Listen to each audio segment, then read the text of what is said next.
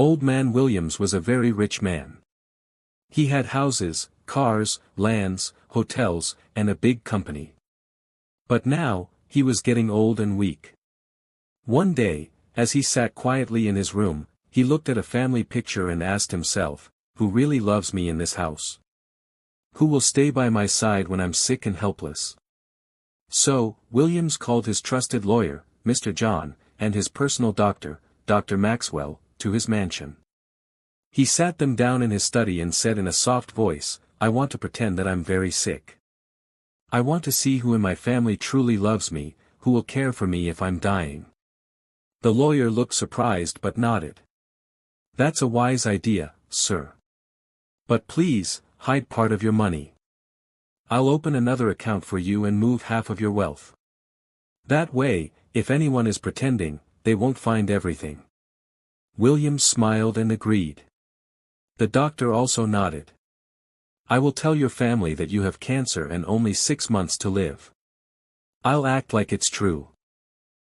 And that was how the plan started. The next morning, Williams began to cough loudly. He stayed in bed and stopped going outside. He refused to eat well and looked very weak. His wife, Agatha, and their children, Frank, the first son, David, the second son, Cynthia, the first daughter, and Rose, the second daughter, all became worried. Let's call the doctor. Cynthia shouted. Soon, Dr. Maxwell came and examined him in front of the whole family. Then he looked at them with a sad face and said, I'm sorry.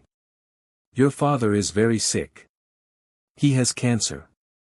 He may not live longer than 6 months. Everyone gasped. What? Rose cried out loudly.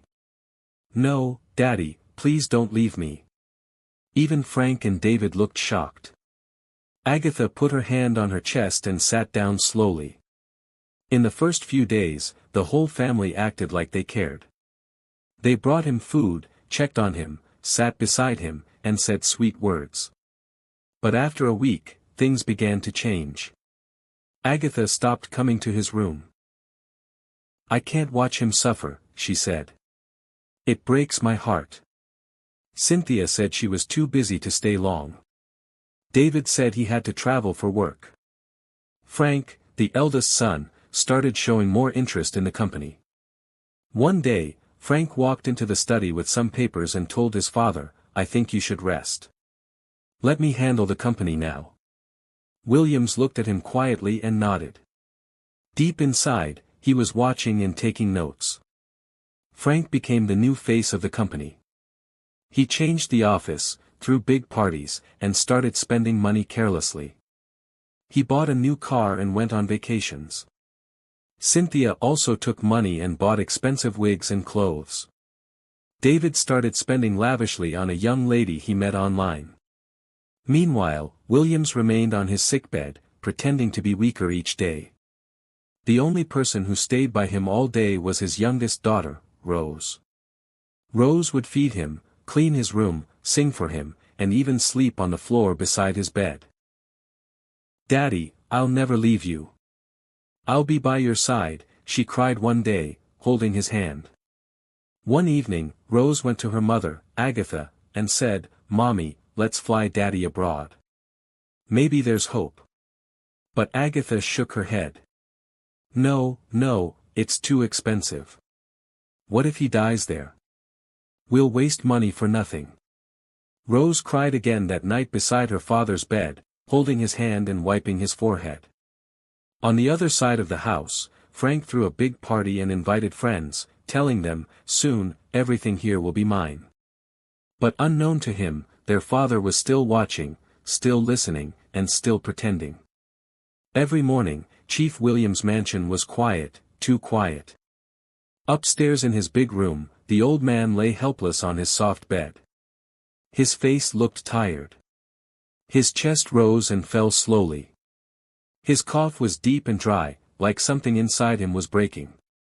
His lips trembled as he whispered, Rose, thank you, my daughter. Rose, his last child, sat beside him, holding his hand gently. She smiled through her tears. I'm not going anywhere, Daddy." She wiped his sweaty face with a warm towel, helped him sip water, and carefully fed him pap with a small spoon. Sometimes, when he coughed too hard, she would gently rub his chest and cry quietly when he wasn't looking. But what no one knew was that Chief Williams was pretending. He wasn't really dying. He wanted to know who truly loved him and who was only waiting for him to die and take his wealth. One afternoon, when Rose stepped out to rinse the towel, Chief Williams turned to the wall and whispered to himself, "Is this how my life will end? This family I sacrificed everything for. They don't check on me. They don't care if I ate. Not even Agatha, my wife. I gave them my life, my sweat, my name. Now they are counting my days. They can't even ask, 'Daddy, how are you today?'" A tear dropped from his eye as he groaned softly. "Oh God, what did I do wrong?" While the old man lay coughing upstairs, music played loudly downstairs. Frank, his first son, had turned a guest room into a party zone. He drank wine, laughed with friends, and made loud phone calls, acting like he already owned the whole house. He didn't check on his father, not even once. At the company, one morning, Frank walked into the office like a boss.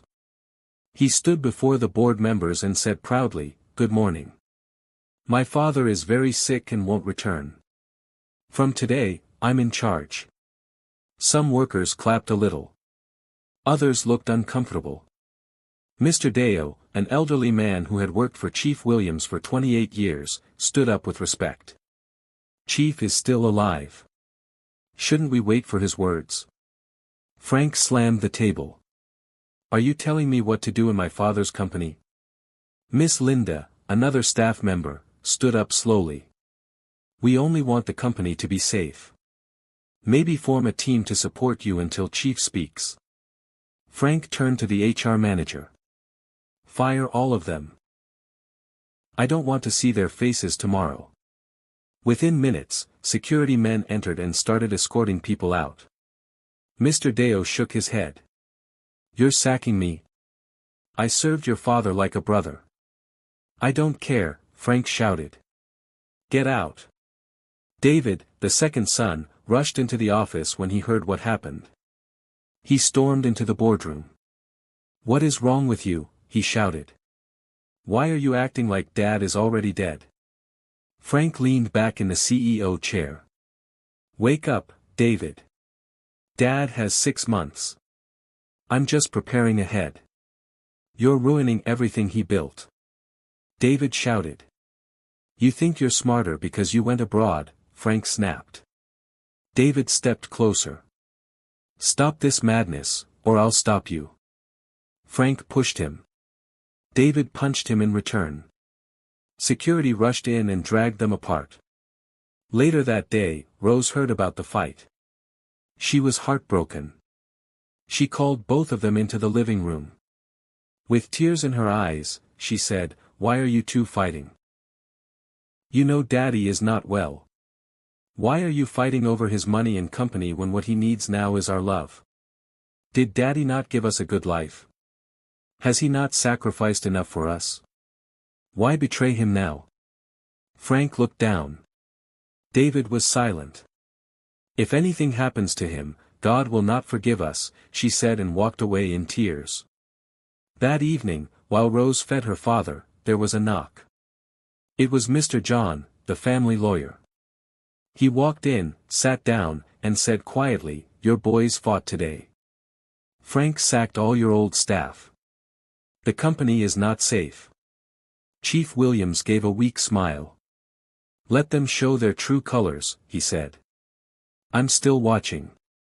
Just then, loud voices came from downstairs again.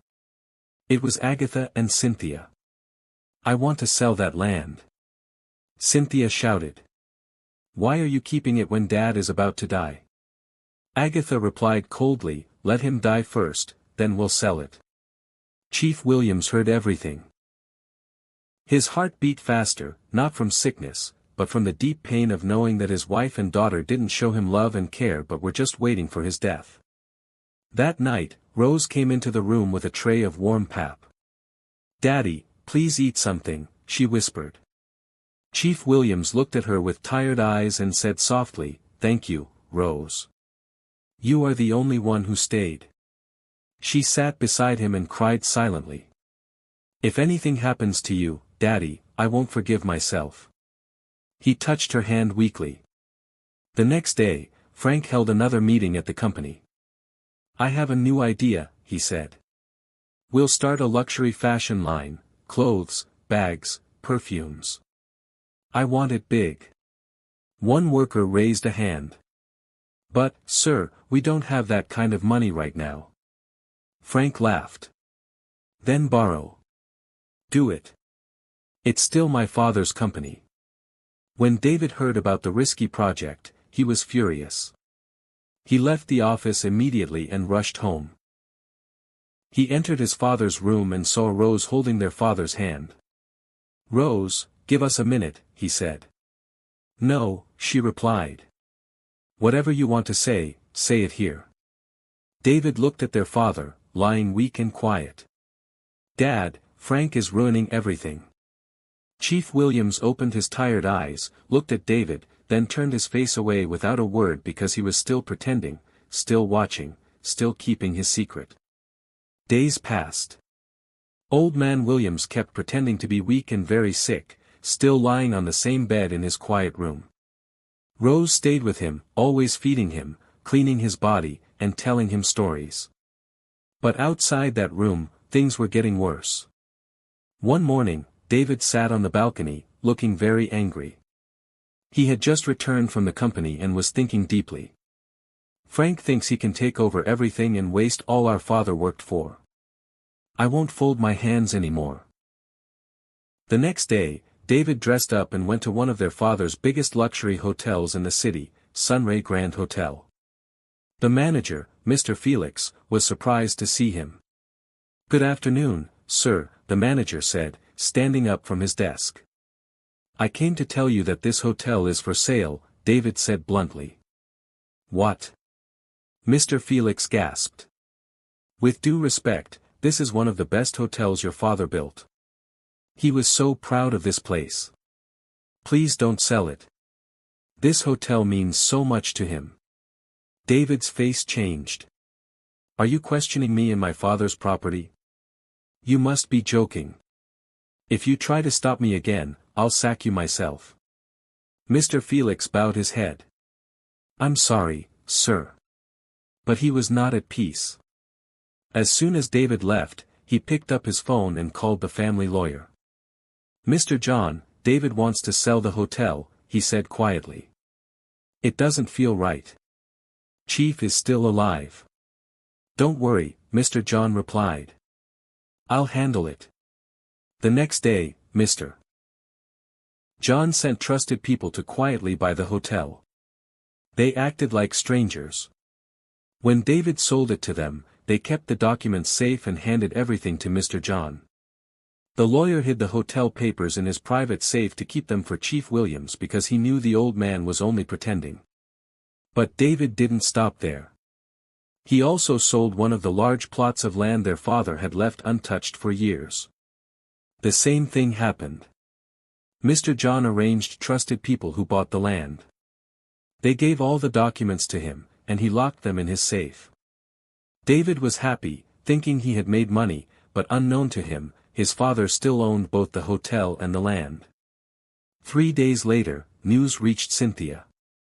She stormed into the living room where David was sitting, watching TV. She screamed, "David, you sold Daddy's hotel and the land. Are you mad?" David turned, surprised. "Cynthia, don't shout at me. I'm not a child. You idiot." She shouted and slapped him hard across the face. "That land was meant for me. Don't you ever sell anything again."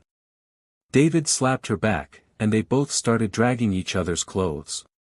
Chairs fell, flower vases broke, and one of the maids ran to call Rose. "Miss Rose, please come fast. Your brother and sister are fighting." Rose ran in and saw Cynthia and David shouting and struggling. "What is wrong with you two?" she cried. Why are you dragging our father's property when he is still very much alive? David shouted back, is he really alive? Look at him lying down like a corpse every day. Rose's eyes filled with tears. Daddy worked so hard to give us a good life. Is this how you're repaying him? Fighting and selling everything? Please stop. Cynthia hissed and walked out. David stormed out too. 2 days later, Agatha, the mother, entered Chief William's room. Her face was full of disgust. This room stinks like death, she said sharply. I can't breathe in here. Why does it smell like someone already died? Williams coughed quietly and turned his face away. Agatha shook her head. You are only sick, not dead yet. Clean yourself up and open the windows. Do you think all of us will die here because you're sick? She clapped her hands twice and shouted, Driver. Security. Rose rushed in. Mommy, what's going on? Agatha turned to her. I can't stand this room anymore. Your father will sleep in the guest room from now on. Even a hospital doesn't smell this bad. But this is my father's room. Rose cried. You can't do this. Shut up, Agatha snapped. I'm still his wife. I decide what happens in this house. The driver and security guards came in. Carry him, Agatha ordered. Take him to the guest room now. No, don't touch my father. Rose shouted, standing in front of the bed. But the guards moved forward slowly, looking confused. Williams remained quiet, still pretending to be too weak to move. As they lifted him up gently, he looked around the room with sad eyes. His heart was heavy, not because he was truly sick, but because of the pain his family was bringing to his soul. Weeks passed, and the once booming company of Chief Williams began to suffer. Frank's bad spending and careless decisions were showing. The accounts were dry, profits were dropping, and loyal clients were leaving. Staff were murmuring, bills were piling up, and suppliers refused to deliver goods until they were paid. The new fashion brand Frank launched with a huge billboard was a total failure. The clothes were too expensive, the styles were poor, and no one was buying. They needed money fast. Frank sat in his office, stressed and sweating. Where can I get money now? If this company goes down, I'm finished. Then a wicked idea entered his mind. I'll sell the Sunray Grand Hotel. That hotel was the most popular and expensive in the city. Their father built it with pride and always called it, my golden house. That evening, Frank called for a family meeting. Everyone gathered in the sitting room. Chief Williams lay quietly in the guest room upstairs, coughing as usual. Frank stood in front of the family with a fake serious face. The company is facing serious problems, he began. If we don't act fast, we'll lose everything. So, I've decided we must sell the Sunray Grand Hotel and put the money into the company. Before he could finish, Cynthia jumped up and shouted, which Sunray Grand Hotel? The one David already sold. The whole room went silent. Frank turned sharply. What did you say? Cynthia folded her arms. You heard me. Ask your younger brother. David stood up slowly. Agatha's eyes widened. David, is it true you sold the Sunray Grand Hotel without telling me, your mother? David looked angry. Mommy, don't shout at me. Did you ask Frank about all the money he wasted in the company? All the parties and the fashion nonsense he started? Frank jumped up and grabbed David's shirt. You thief. You sold Daddy's hotel and kept the money. David pushed him back. Don't touch me. I won't fold my arms and watch you waste all our father's sweat chasing women and throwing money around like water. They both began to fight. Chairs fell, glasses broke. Agatha screamed, and the maids ran out of the house. Cynthia was shouting, you both are mad. You want to kill each other. Rose ran in, crying, why is there no peace in this house? Why? Our father is sick upstairs, and you're all fighting like animals. She looked at everyone with tears in her eyes. Why are we treating Daddy like he's already dead? Why are we so heartless? His money has blinded all of you. The whole room went quiet, but no one said a word. Later that night, Mr. John, the lawyer, quietly entered Chief William's room. Rose had just finished cleaning him and stepped out to get hot water. Mr. John sat close to the old man and whispered, "Sir, I need to tell you something." Williams opened his tired eyes slowly and gave a tiny nod. "It's about David," Mr. John said. "He sold the Sunray Grand Hotel and one large land, but I stopped strangers from buying it. I used my people to get the papers and kept everything safe." Williams blinked slowly, his heart heavy but grateful. "Thank you," he whispered. Mr. John added, "The children are tearing each other apart, sir. It's getting worse. But don't worry, I won't let them destroy everything you worked for." Chief Williams closed his eyes as another weak cough escaped his lips. His mind wandered. Is this what I raised my family for? To fight over things while I'm still breathing? Frank wasn't done yet. He stood in the middle of the living room, holding David's shirt tightly. His face was red with anger. "Bring the hotel money, David. We need it for the company." David pulled away. "For what?" "So you can use it to throw another useless party or fly some girl to Paris again. I'm not giving you a dime." Frank rushed at him again, but Rose jumped in between them. "Stop it, both of you," she shouted. "What's wrong with you? Daddy is upstairs, sick and weak, and you're here dragging money like animals." David shook his head, grabbed his car keys, and stormed out of the house. Frank turned to their mother, Agatha, his hands shaking. "Mommy, you heard him. He sold Daddy's hotel and kept the money. What do we do now?" Agatha calmly waved her hand. "Leave him. He's stubborn. If he doesn't want to bring the money, then sell another house or car." Frank turned sharply. "Whose car should I sell? It won't be mine, that's for sure." Agatha didn't blink. "Sell your father's white SUV. Just then, Rose, who had gone to get water for their father, walked in and froze. "Mama, what did you just say?" Agatha turned. "You heard me. Let him sell that car. We need money." Rose said, tears rising in her eyes, "That's Daddy's favorite car, and you want him to sell it while he's still alive?" Agatha hissed and stood up. "Don't you understand? We need funds to support the company before everything crashes."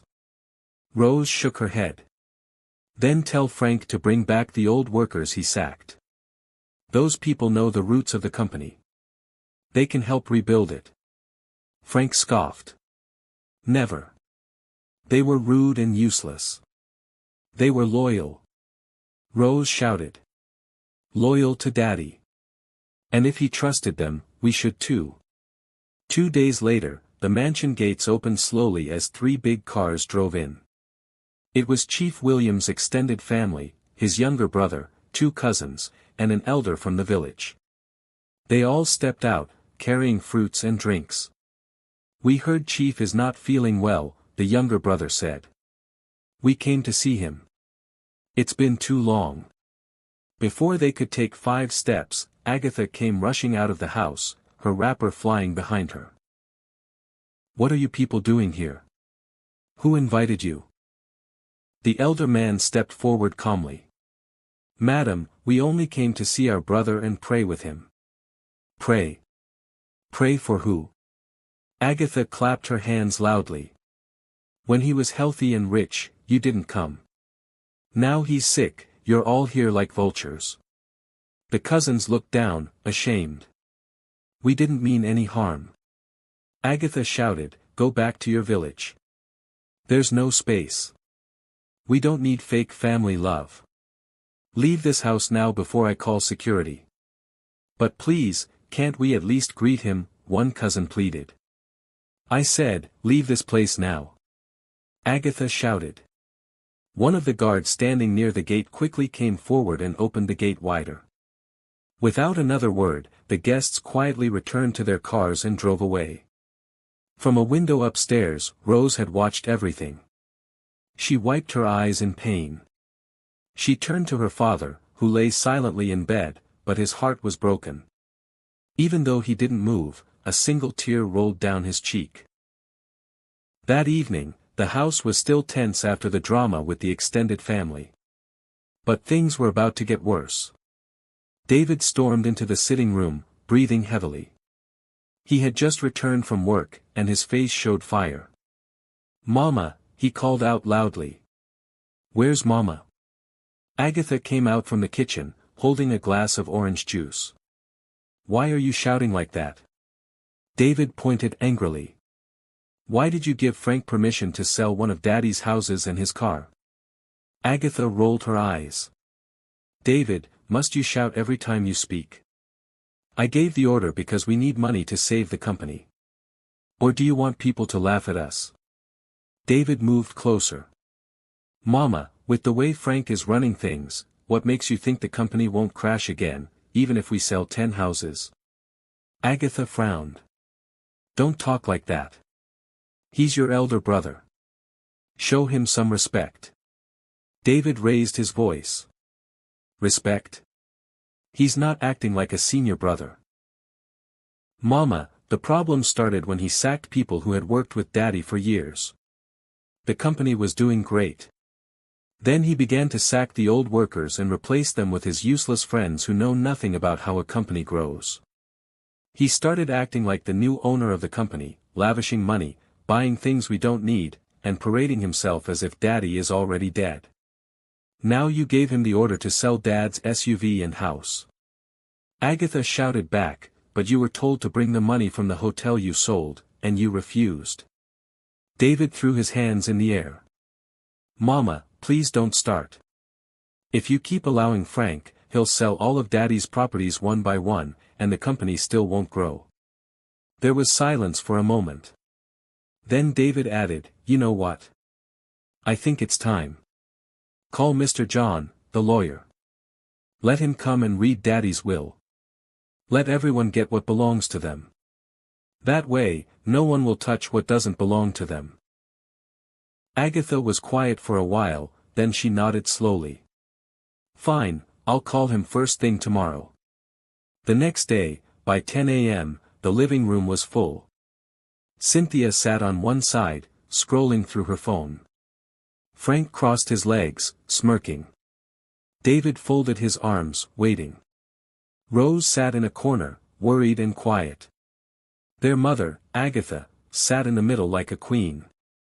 The door opened, and Mr. John, the family lawyer, stepped in with a leather folder. "Good morning, everyone," he said calmly. "I was told you asked for the reading of Chief William's will." "Yes," David answered quickly. "We want to know what belongs to each of us before everything is gone." Mr. John cleared his throat and opened the folder. "Unfortunately," he said, looking around the room, "your father has not written any will yet." "What?" Cynthia shouted. Mr. John continued, "Yes, he was planning to do so just before he fell ill. He even booked an appointment with me, but he became too weak before we could meet." Frank stood up angrily. "So, you mean there's no will at all?" Mr. John raised a finger. "Even if there was a will, it wouldn't be read while he is still alive. The law is very clear on that." Agatha looked confused. "So, what now?" Mr. John looked at all of them one by one and said, "Now, you wait, and you take care of your father. He is still alive. Stop fighting. Stop selling things. Stop tearing the family apart." Rose looked up with teary eyes and nodded slowly, but Frank just hissed. David rubbed his forehead in frustration. Cynthia rolled her eyes. Upstairs, in the quiet guest room, Old Man Williams lay on his bed, listening through the small crack in the door that Rose always forgot to close. He heard everything. As he coughed quietly, a small, sad smile formed on his lips. They have shown me who they truly are, he thought silently. A week after the failed attempt to read the will, the mansion was still filled with tension and silence. Everyone moved around with heavy faces, barely speaking to each other. But Agatha had something else on her mind. That afternoon, dressed in her finest lace gown and gold earrings, she stepped out of the house and drove to the home of her rich friend, Margaret, a woman known for her boldness and sharp tongue. They hugged at the entrance like old schoolmates. "Ah, Agatha, I heard your husband is very sick," Margaret said as they sat down in her beautiful living room. "I hope he gets better." "But what's the doctor saying?" Agatha sighed heavily. "The doctor said it's cancer. And the worst part, he may not survive it. It's like I'm already a widow." Margaret leaned forward. "This is serious. How are you coping?" Agatha folded her arms. "Coping with what? I'm not just sad. I'm lonely. No one to talk to. No one to hold me. He just coughs all day." Margaret raised a brow, a sly smile playing on her lips. "That means he can't satisfy you anymore." Agatha lowered her voice. "That part. I've been thinking about it." Margaret chuckled. "You're still young, Agatha.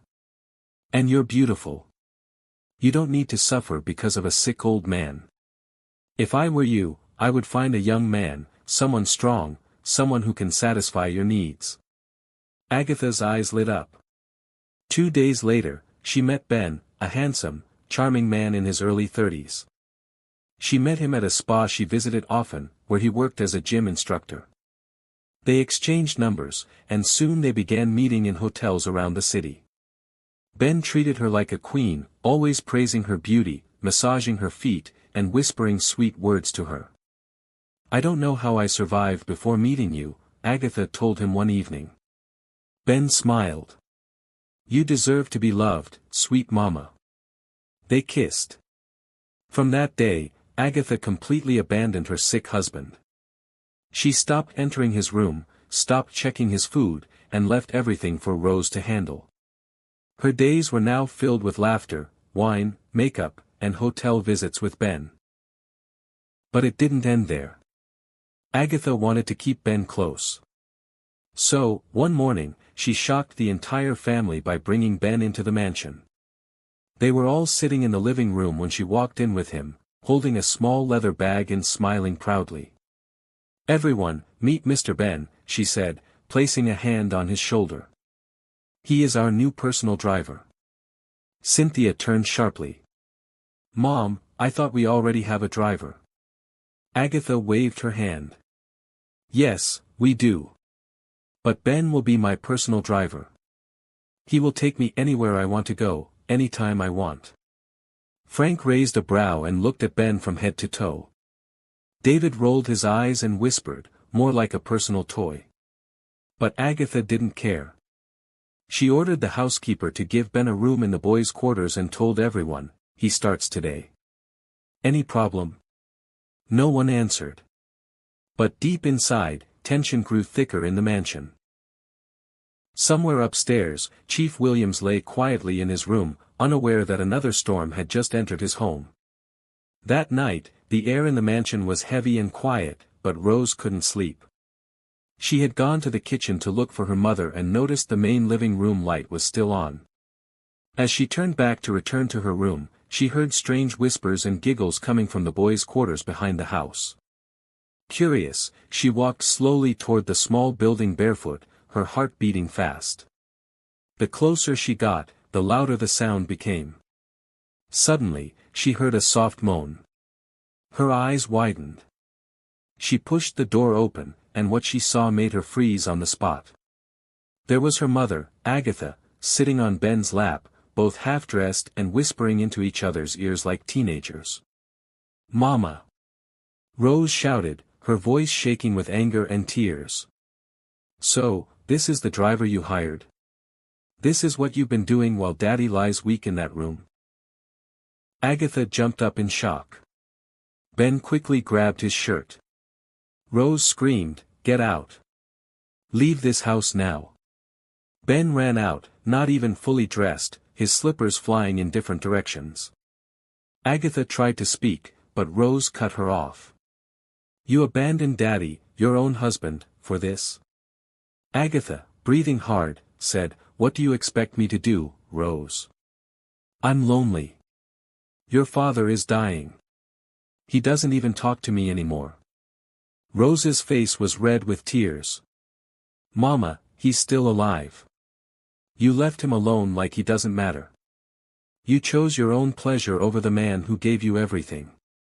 Agatha pointed a finger. Don't you ever tell anyone what you saw. Not even your brothers. Rose turned and walked away, shaking, angry, and broken. The next morning, Rose sat by her father's bed, watching him sleep, tears running down her cheeks. She whispered to herself, There's no need to keep him here anymore. No one cares. Maybe, just maybe, something in the village can help. She wiped her tears, packed a few things, and quietly made arrangements with the mansion driver. By evening, she had taken Chief Williams far away, back to the village where he was born. In the village, as soon as Chief Williams arrived, news spread fast, Chief is sick.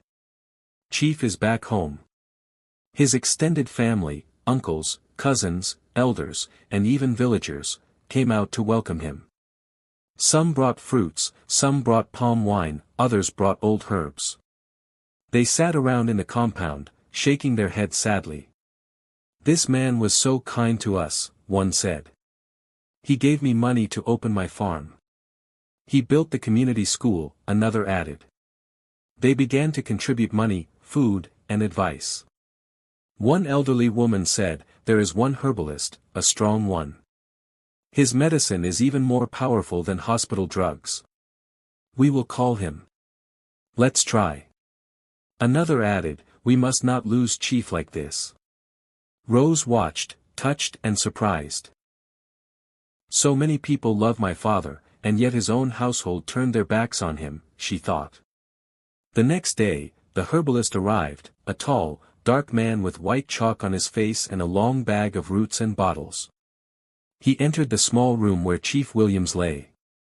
He looked at the old man quietly, then turned to Rose. Let me speak with him alone. Rose nodded and stepped out. The herbalist sat beside Chief Williams and leaned close. I see you have strength in your eyes, he said slowly. You're not as weak as they told me. Chief Williams sighed. Because I'm not sick. The herbalist sat up sharply. What? I don't have cancer, Chief Williams said, his voice low but firm.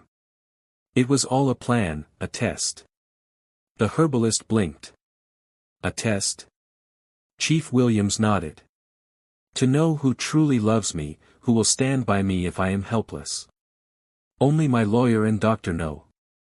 I kept it from my children, my wife, and everyone else. I needed to see their hearts. The herbalist looked deeply into the old man's eyes, then slowly smiled. You are wise, Chief. Very wise. You wanted to see beyond the surface. Chief Williams closed his eyes slowly.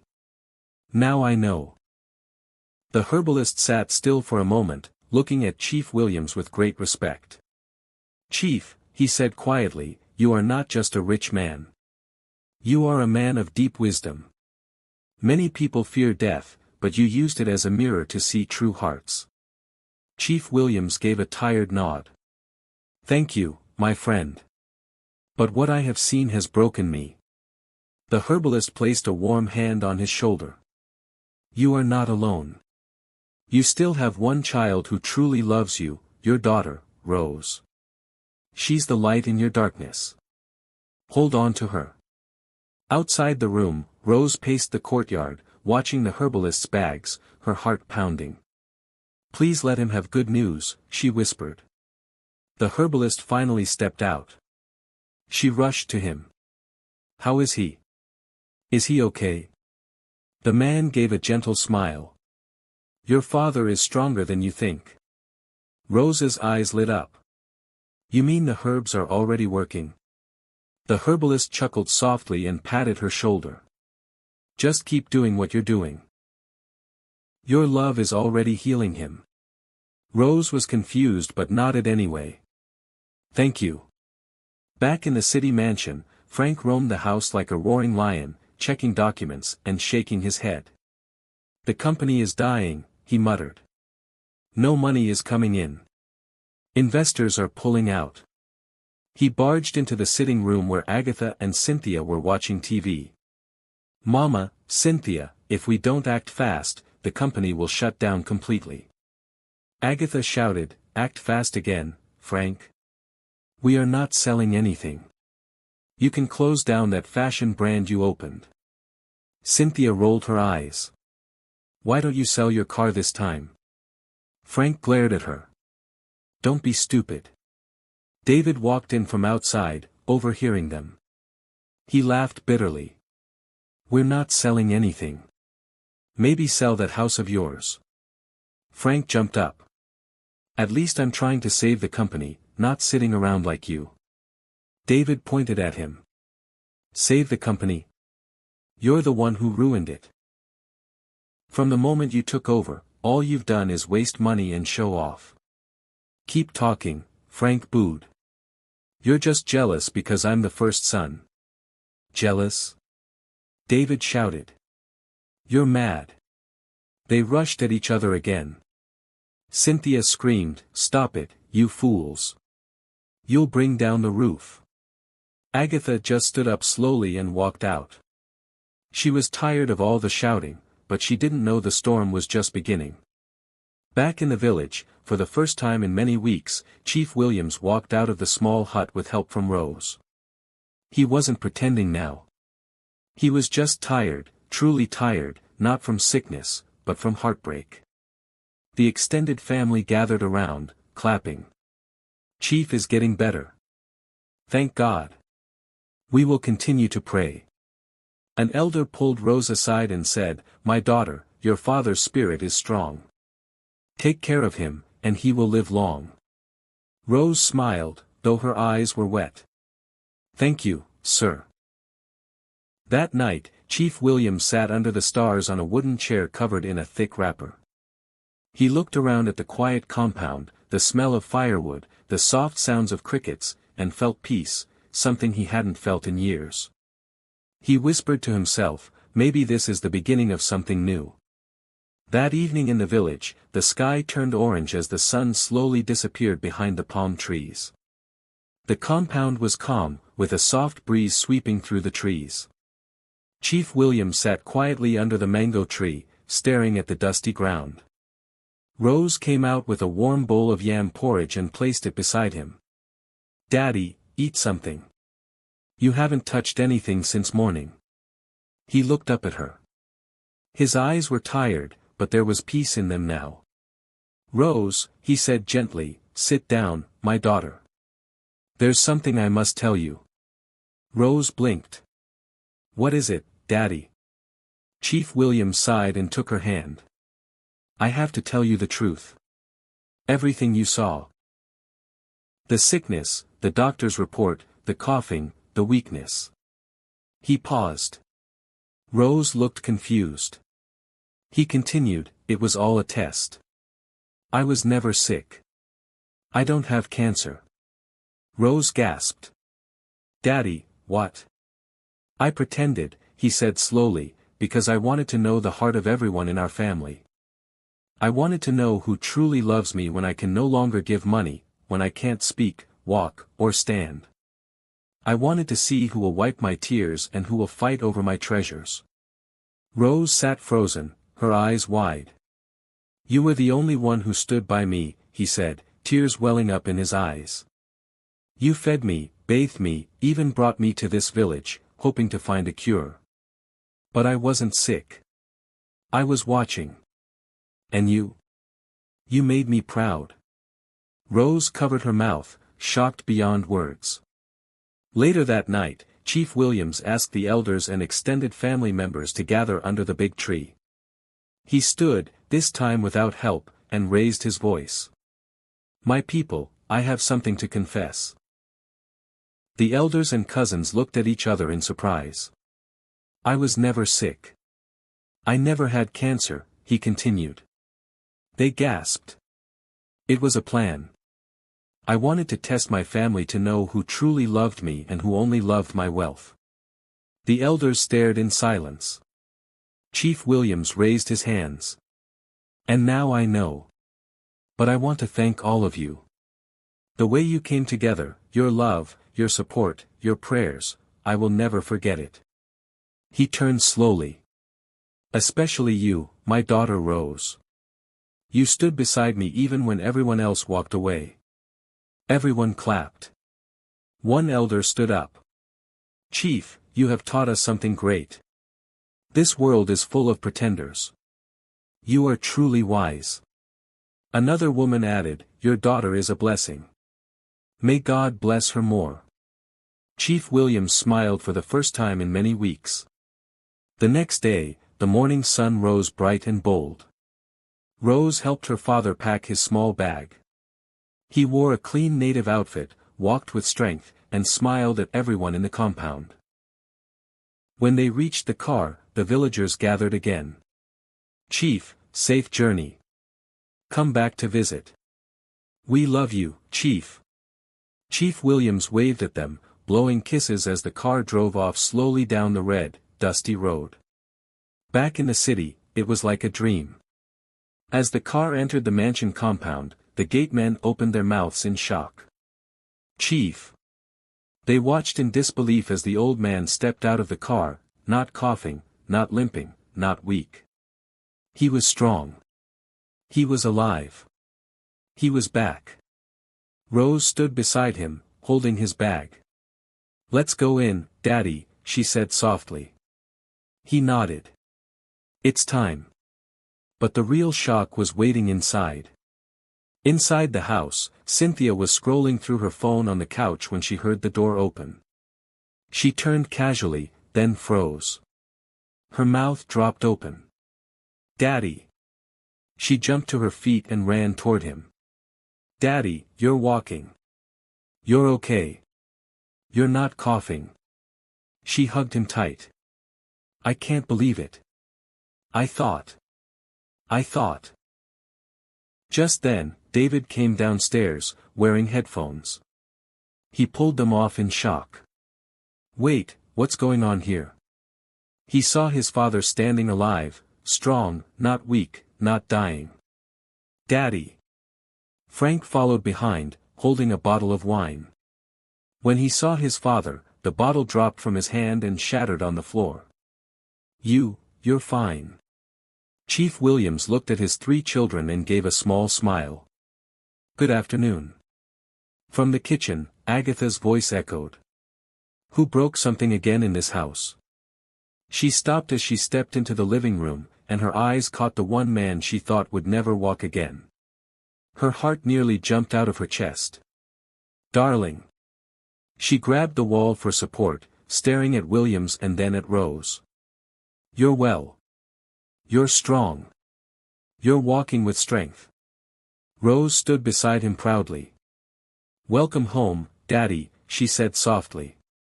Chief Williams nodded and walked straight into his master bedroom without saying a word. The whole house went quiet, like a funeral ground. Everyone turned to Rose like bees.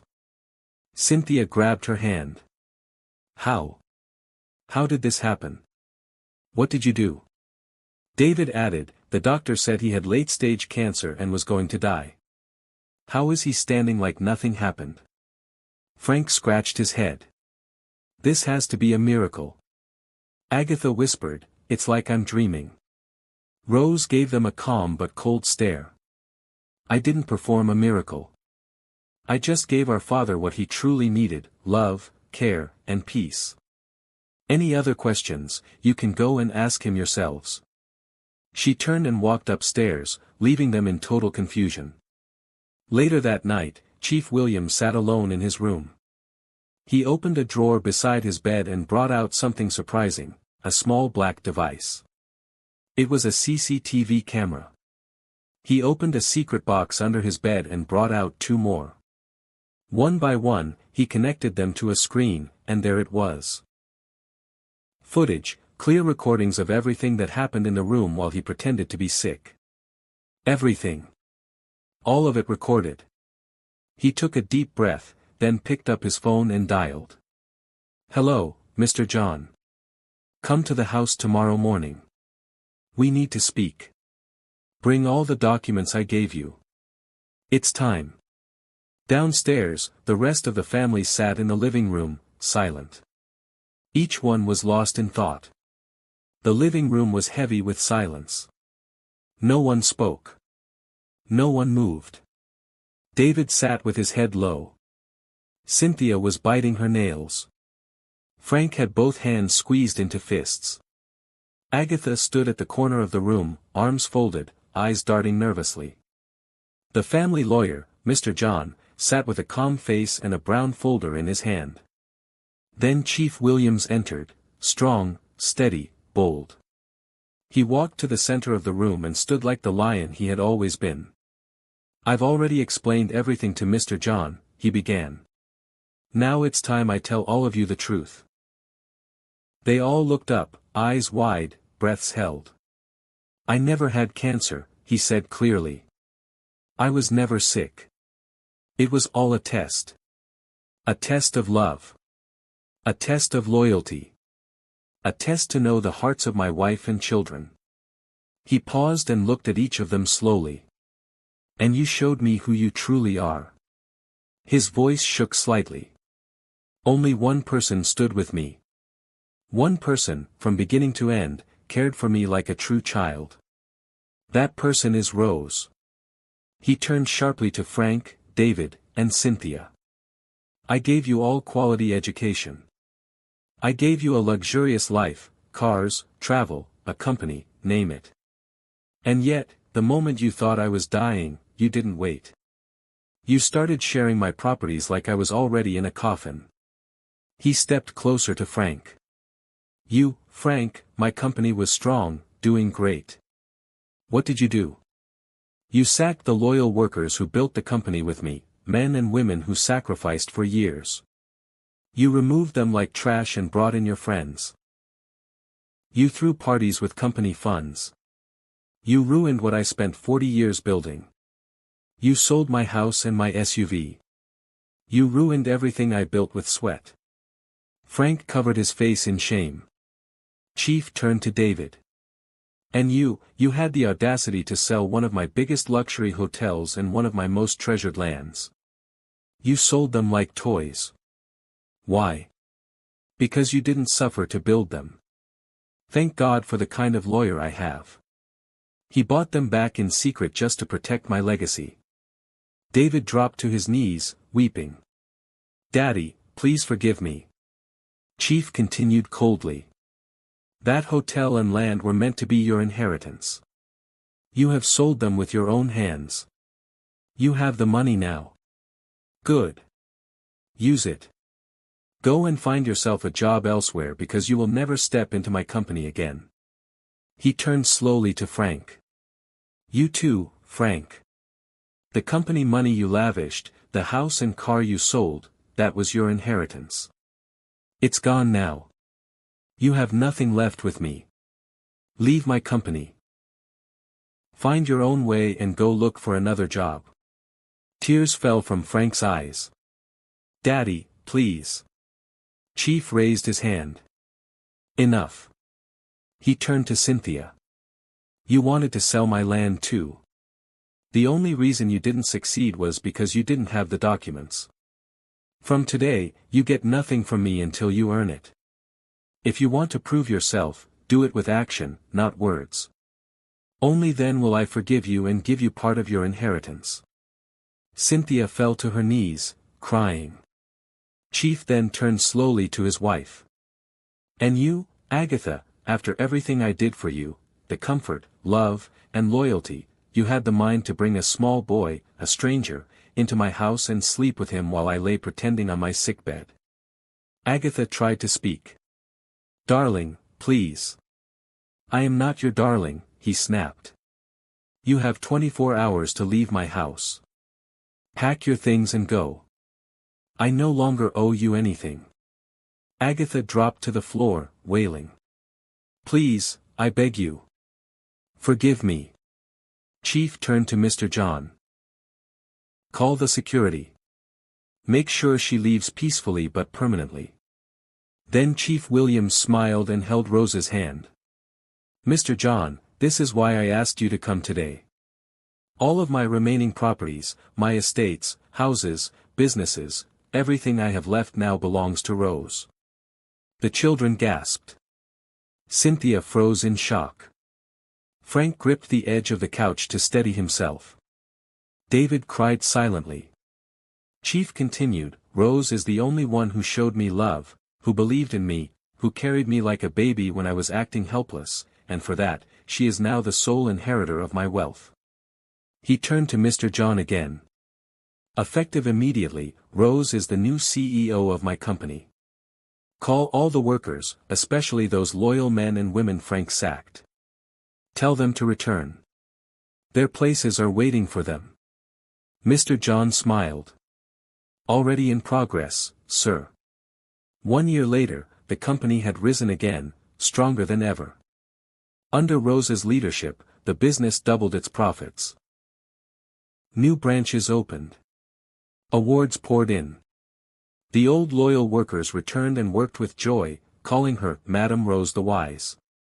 Chief Williams sat in his office, proud and peaceful, watching as his daughter held board meetings with confidence and wisdom. David and Frank found jobs elsewhere and tried to rebuild their lives. Cynthia kept trying to prove to her father that she had changed. Agatha, no one heard from her again. But Rose stood tall, respected, honored, and loved. Because when the test came, she passed with flying colors. The end. Thanks for watching. If you enjoyed this story, please share your thoughts in the comments section and tell us where you're watching from. Don't forget to like, share, and subscribe, and turn on the notification bell so you'll know when we upload our next story.